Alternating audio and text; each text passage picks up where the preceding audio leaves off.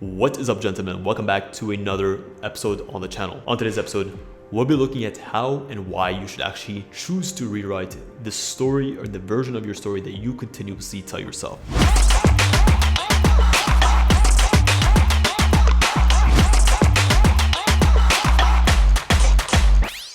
Why is this something that you will want to do? The actions that you take on a day-to-day basis are heavily informed by the version of yourself that you see when you look in the mirror.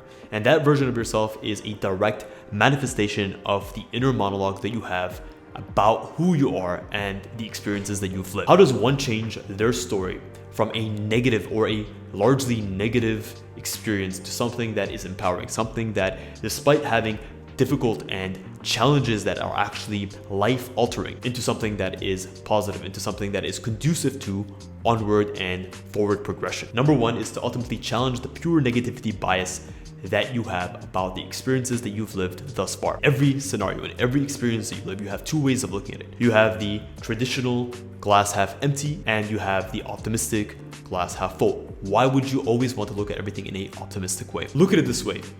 You only have two choices.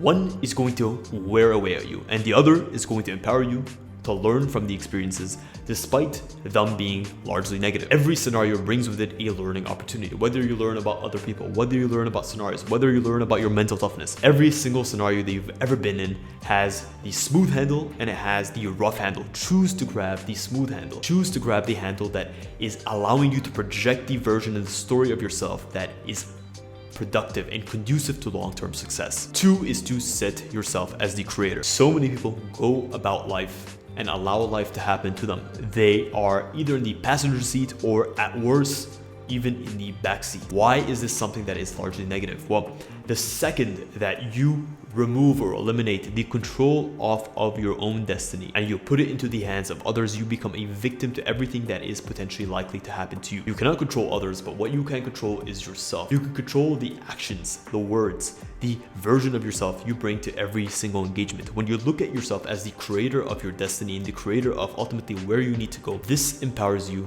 to actually spring into action and to take the necessary actions that are going to give you the life you need.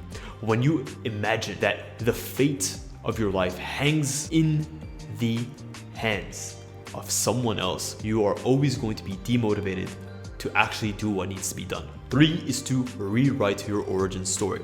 The majority of things that we tell ourselves about ourselves are deeply rooted in our childhood and our early teenage years experience. Whether it's the fact that you feel a bout of depression, or you feel that you're antisocial, or you feel an anxiety, or you feel that you just lack the confidence or the skill sets necessary to progress through life. Chances are this is a result of the story that you tell yourself about yourself that is deeply rooted in your childhood. Instead of telling yourself that I'm an antisocial person and I don't believe that others are going to be willing to listen to what I have to say because my previous experiences have told me that, what you can do is immediately flip the switch there and tell yourself that I am someone that has a story that is worth telling because of the hardships that I've been through. And yes, maybe in the past, I have not known how to communicate myself in an energetic and lively way to captivate people, but I'll use that as a data point to actually work on myself, to become better, to learn to be a better communicator, to build the habits that are going to make me more interesting, more energetic, more actually presentable to the world. You look at your shortcomings as a reason for growth as opposed to a reason to not grow. Number four is to set a new theme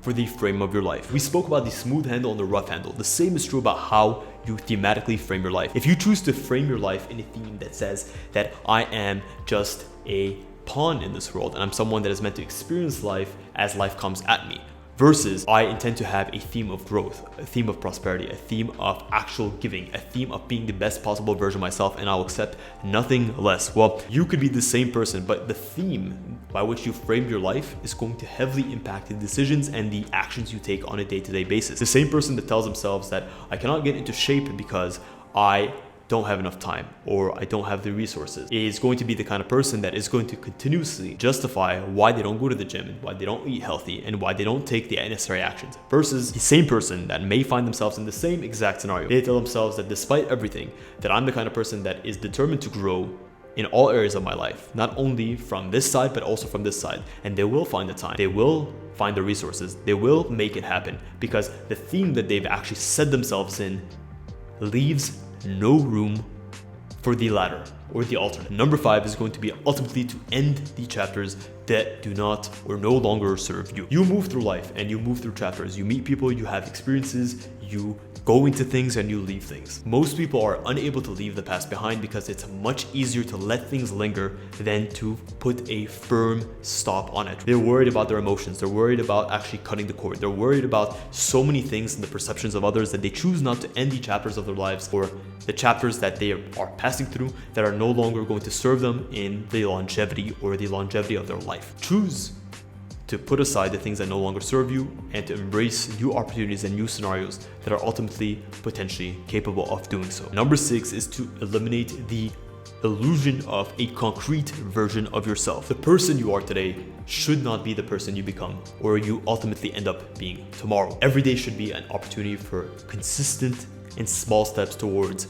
change, because on a day-to-day basis you may not notice those changes, but over the course of 6 months, the course of a year, the course of 5 years, the course of 10 years, you can make monumental changes to who you are and the outcome of your life just simply by telling yourself that I am not a static individual. I'm not a concrete human being. I'm someone who is ready to take on the experiences of the world and to learn from them what I need and to discard the things that I don't need. Number 7 is to continuously find ways to destroy your inner villain. Who is your inner villain? Well, your inner villain is the version of yourself that is ready and capable to hold you back from everything that you are capable of and that you are meant for. It's the version of yourself that tells yourself, no need to go to the gym. You're tired today. You did it yesterday. Take a rest day. It's the version of yourself that says, no need to get into the office. You worked hard this week.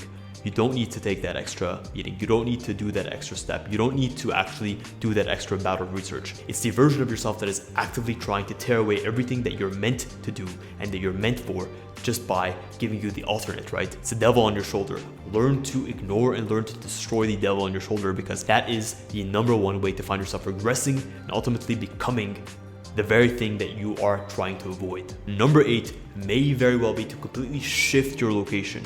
Shifting your location doesn't necessarily mean to change cities or to change countries. It may just mean to change your inner circle, to change your location within a city. It means switch it up.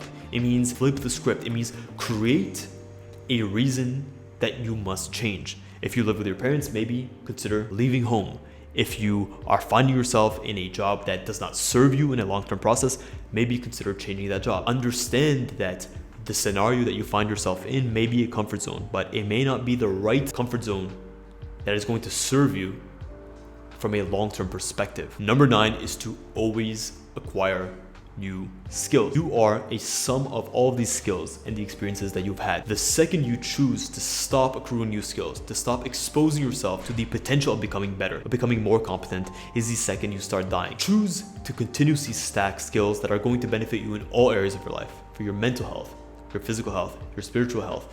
Choose to get skills that make you a more well-rounded person, a more interesting person, a more capable person, a more confident person. Be meticulous with how you accrue skills. Repeat the actions necessary to stack these skills day in, day out, and be patient. Massive mastery does not come from overnight work. It comes from years and years of repetition, of hard work, of being able to delay gratification and ultimately tell yourself that at the end, I will get what is meant for me. Number 10 is to get a better supporting cast. There's a very, very well-known phrase that says, you are the sum of the 5 people that you choose to surround yourself with, and that could not be further from the truth. Think of your personal relationships. Think of the people that you surround yourself with. What are the conversations you're having? What are the energy exchanges that you continuously have on a day-to-day basis? If these are not things that are serving you, they're not serving your higher potential, your higher purpose. They are just a way to drain your time, drain your energy, drain the experiences that you ultimately should have. Well, these are not people that you should be surrounding yourself with.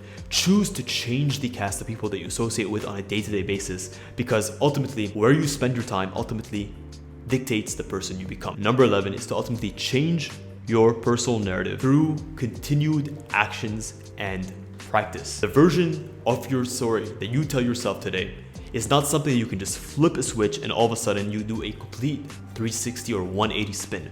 It's something you have to work at. For me, as confident as I am as a person, I always find myself in a situation where I'm battling between the version of myself that I know I must become and the version of myself that is not the version that I want to become. It's something that does not happen overnight. It's something that even if you find yourself in the best state of mind, that It's always the devil on your shoulder. It's always that person whispering to you. It's always that thing that could creep up on you if you lower your defenses, if you lower your guard. Well, guys, that is it. That is a wrap on this episode. This has been a bit of an esoteric episode, but it is one that I definitely think that you guys will get a ton of benefit from. Please consider always changing the narrative about yourself that you tell yourself, because the frame by which you see the world ultimately dictates the actions that you take. And why not put yourself in the best possible position to actually excel at life and to get everything that you want to get. Guys, if you enjoyed this episode, please consider smashing a massive thumbs up. It really does help me out. And until next week, guys, we'll speak soon.